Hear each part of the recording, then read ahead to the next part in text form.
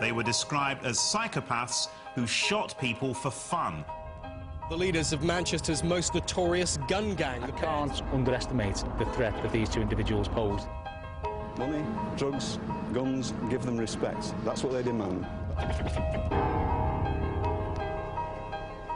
This is the exclusive story of how a specialist police team took down the leaders of a feared criminal gang, who brought murder and mayhem to the streets of one of Britain's biggest cities. I've been investigating the criminal activity of the South Manchester gangs now for over 20 years. Connie Joyce and Lee Amos are the most ruthless criminals that I've ever investigated.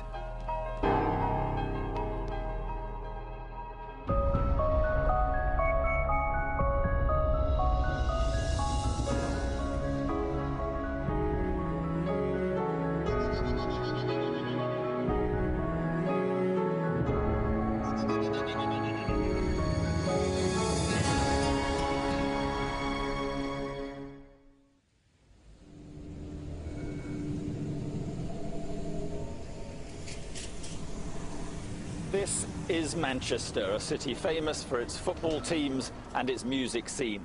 But it's also earned a less welcome reputation for gun crime.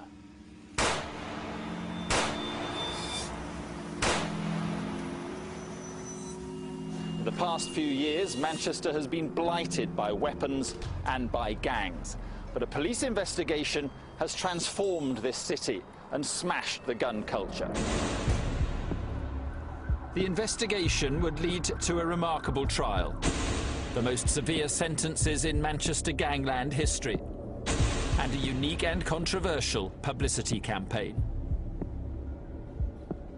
This is the story of how Greater Manchester Police brought down the Gooch gang. Rod Carter is part of Greater Manchester Police's Specialist Excalibur unit, set up in 2004 to tackle Manchester's gangs, many of which operate in the inner city area of Moss Side. Excalibur was needed because too many young people were dying on the streets. Okay, we're on Westwood Street in Moss Side now. It's been a hive of gang activity over the years. Just at the junction here, a man by the name of Raymond Pitt was sat in his car when he was shot and killed.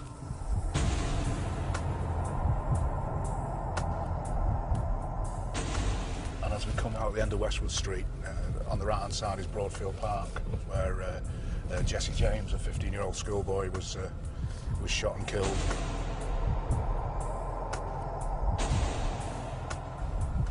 If you look to your left, you'll see Alvino's Takeaway, where Benji Stanley, another schoolboy, was shot and killed.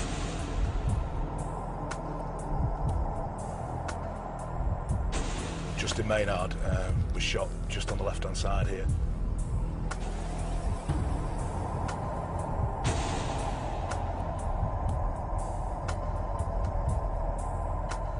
Gun crime became so commonplace in Manchester that the city was given a new name by the press.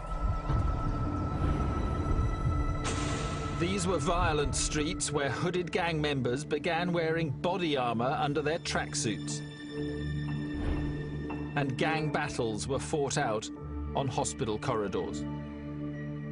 I can remember speaking to a gang member who was 14 years of age, and he told me that he'd taken every drug that you could think of and nothing gave him a high like shooting somebody. Much of the conflict centred around the Alexandra Park estate in Moss Side. The west of the estate was the turf of the Gooch gang, centred around Gooch Close, which was to become one of the most notorious streets in Britain. The Gooch gang's bitter rivals were the Doddington from the other side of the estate. For about 18 months, both groups coexisted quite peacefully, really. But there was a shooting in March 1991, and since then there's been in excess of 24 murders. The violence presented Greater Manchester Police with the biggest challenge they'd ever faced. Detective Chief Inspector Steve Eckersley was the man assigned to bring the gangs down. The rivalry between the South Manchester gangs has been a significant problem for Manchester for over 20 years. They are involved in tit-for-tat shootings, serious woundings and homicides of mainly young black males. Top of the list of targets was the Gooch gang.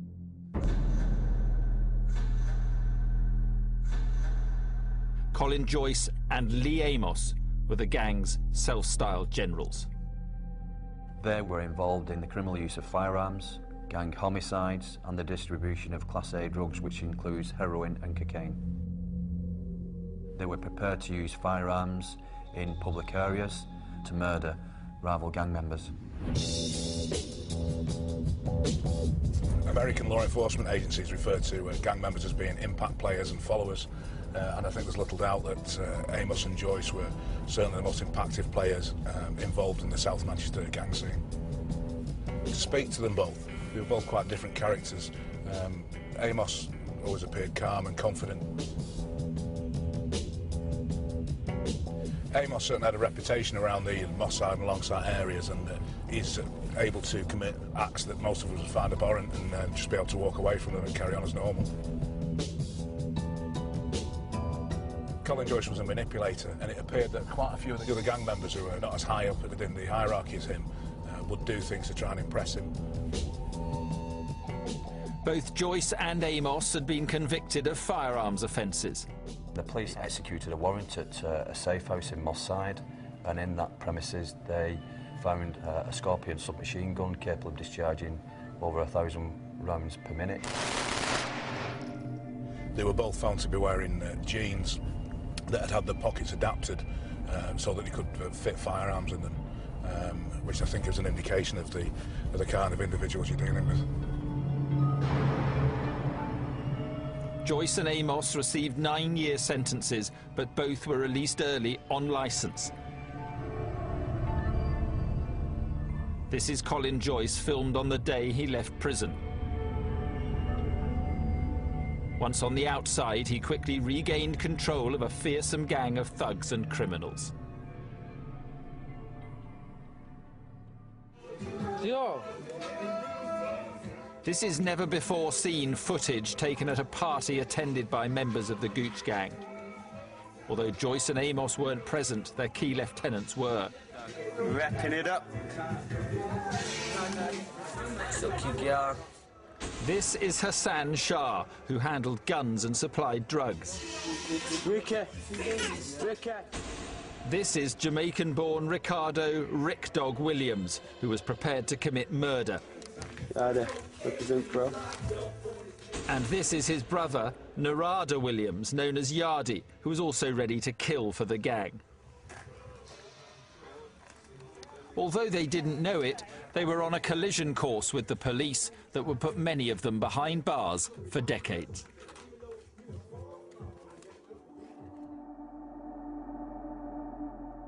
In the world of the Gooch gang, respect was demanded, and even the perception of being close to a rival gang could have deadly consequences. Ukal Chin was loosely associated with the Longsight crew, an offshoot of the Doddington gang. But it was enough to make him an enemy of the Gooch. Ukal would be gunned down in a merciless attack. In a hospital bed, with blood all on his clothes. That's the last thing I seen of my brother.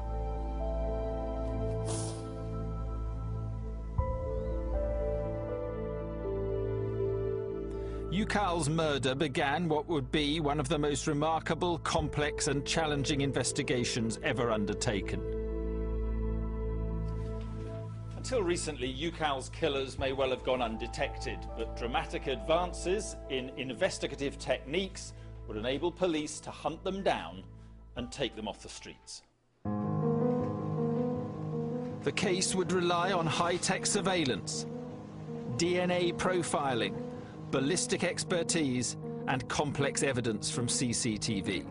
This exact spot where the fatal shots were discharged and the actual point of where the murder took place has been caught on film.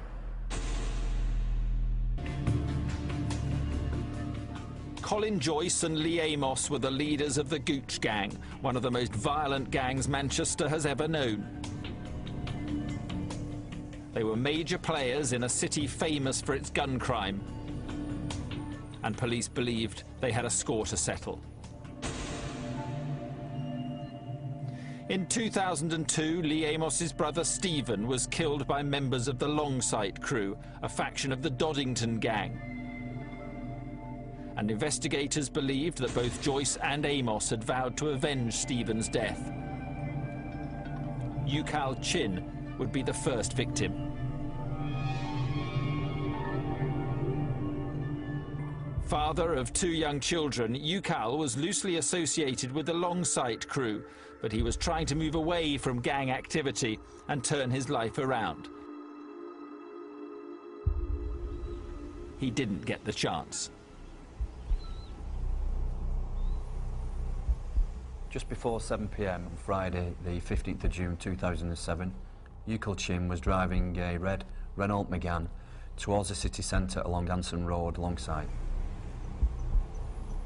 Seconds after he passed through the junction with Dickinson Road, a silver Audi S8 pulled up alongside the vehicle and discharged 7 shots into the red Megane.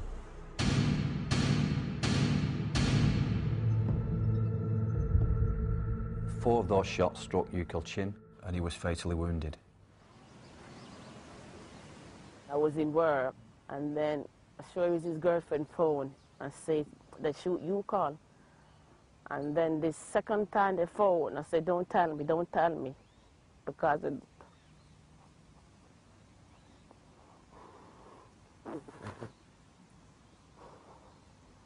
I know the second time what they was going to say, so you could die. And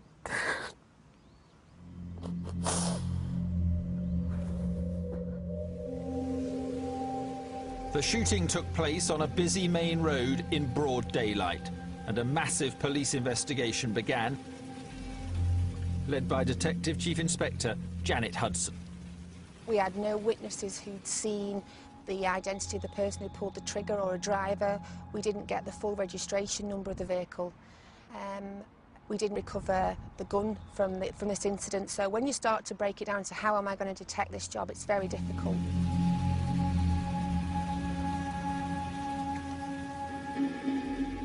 The police may not have found the murder weapon, but they did recover the bullets it fired. Ballistics experts at the Northern Firearms Unit got to work. 7 bullets were recovered from this scene, of which 4 were determined to have hit Ukal Chin. Experts suspected that the bullets had been fired from a Russian-made Baikal pistol. In order to confirm this, they test-fired a similar weapon.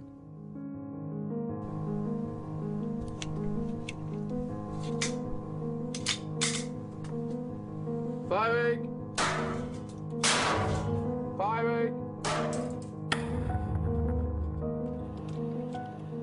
One bullet from the murder scene was examined alongside another one recovered from the test. And the rifling marks left as the projectile leaves the barrel were compared. They matched completely. This confirmed that the rifling marks were from a Baikal. The murder weapon that had been used to assassinate Ukal Chin was one that the Gooch gang were very familiar with. In 2007, the Baikal was the weapon of choice by the Gooch gang. It was a weapon that was readily available and they could be purchased for a couple of £100. Detectives now knew the type of gun used in the murder and the fact that this was a popular weapon with the Gooch gang. They were also making progress in another key area. Closed-circuit television systems did not exist 40 years ago, but now they are a vital weapon in the fight against serious crime. In Manchester, hundreds of cameras were recording around the time of the shooting, and some of them revealed in dramatic detail how the murder unfolded. We established that around 30 minutes prior to the murder, Ukal had been driving through Levenshulme together with his friends. Several cameras picked up